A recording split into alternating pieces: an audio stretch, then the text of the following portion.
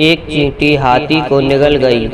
सूखे तालाब में जिसमें पानी नहीं था उसमें जल की हिदूर उठ रही थी, और सूखे सरोवर जिसमें जल नहीं था उसमें मछली किलोर कर रही थी।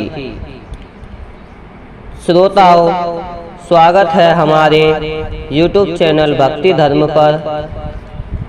तो श्रोताओं, आज की वीडियो शुरू करते हैं। दोस्तों, राजा जनक के 3 प्रश्न।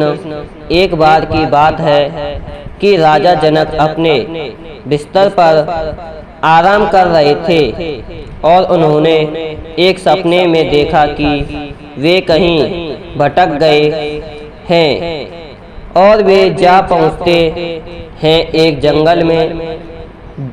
जी हाँ श्रोताओं, वह एक जंगल में जा पहुँचते हैं और वहाँ पर भटक जाते हैं। तो वह जैसे ही आगे बढ़ते हैं तो वह देखते हैं कि एक चींटी और एक हाथी में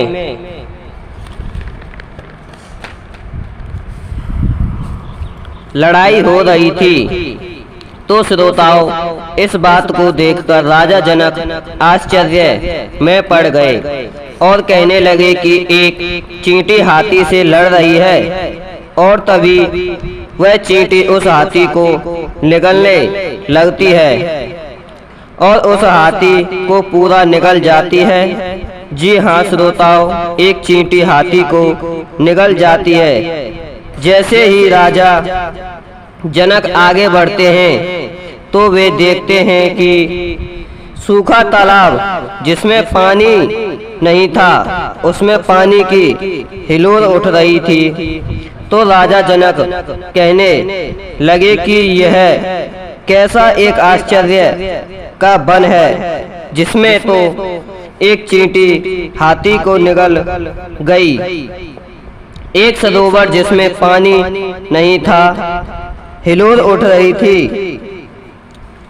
और श्रोताओं, जब यह राजा जनक अपने सपने में और आगे बढ़ते हैं तो वे देखते हैं कि एक सरोवर जिसमें थोड़ा सा भी पानी नहीं था, लगभग वह सूख चुका था, और श्रोताओं उसमें मछली किलोर कर रही थी। और मछलियों में से किसी पर उदासी नहीं छा रही थी और वे सब प्रसन्न थीं। और श्रोताओं, सब सरोवर के बगल में पेड़ खिल रहे थे, उन पर फूल पत्तियां आ रही थी, फल भी लग रहे थे। श्रोताओं, तो राजा जनक जैसे ही उन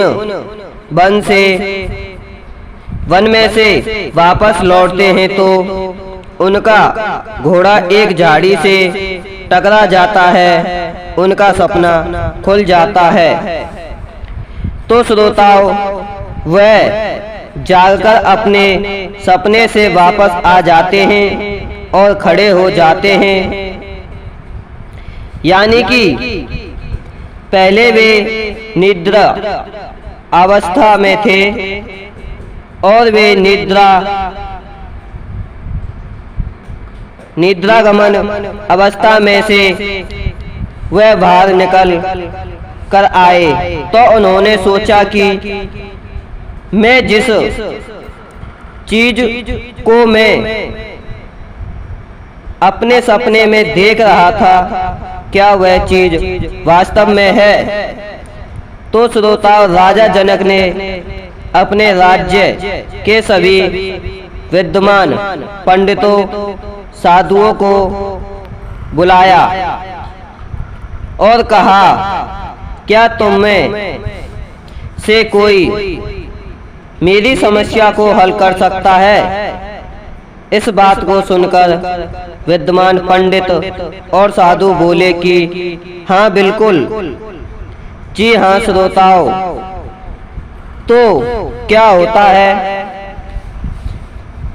कि राजा जनक उनसे अपना प्रश्न पूछते हैं कि एक चींटी हाथी से भी छोटे आकार की थी, वह उस हाथी को निगल गई और एक सरोवर जिसमें कि पानी नहीं था उसमें मछली किलोर कर रही थी, खुशी से रह रही थी।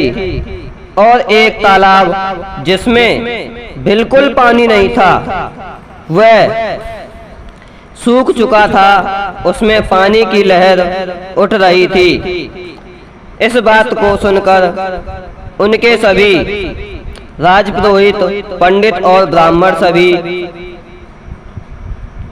अपनी नारों को नीचे कर अपने शीश को नीचे कर लेते हैं और झुका लेते हैं। किसी पर उन 3 प्रश्नों का उत्तर नहीं लगा तो अब राजा जनक ने कहा कि बड़े आश्चर्य की बात है कि मेरे राज्य में ऐसा कोई भी विद्वान नहीं है जो इनका जवाब दे सकता है। तो वहां पर 8 स्थानों से मुड़े हुए अष्टावक्र जी का आना हुआ। तो अष्टावक्र जी कहने लगे, हे राजन, तुम्हारे इन 3 प्रश्नों का जवाब मेरे पास है। ये ब्राह्मण हैं,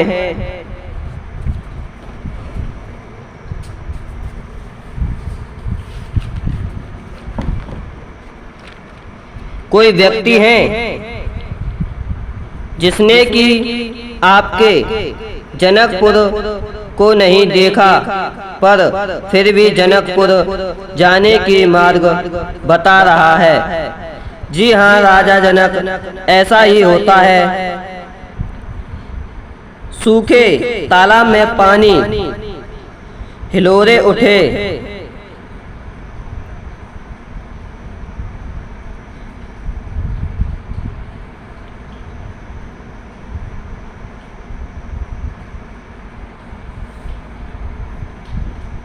उठे के बराबर है।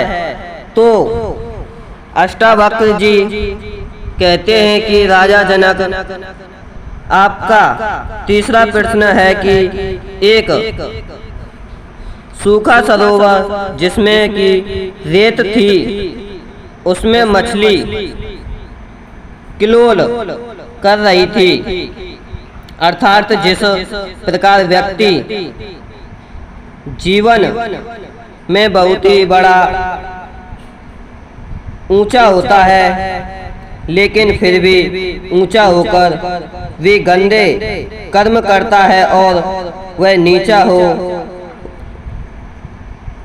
होता है, अर्थात जैसे कि आपके इसी जन्म में देखने को मिल जाएगी। आपके राज्य में आसपास के गांव में दोनों में से कोई भी हो सकता है। तो राजा जनक कहते हैं, बिल्कुल सही जवाब दिया अष्टावक्र जी, धन्यवाद। तो श्रोताओं, आपको हमारी वीडियो अच्छी लगी हो तो वीडियो को लाइक, शेयर और सब्सक्राइब कर दें।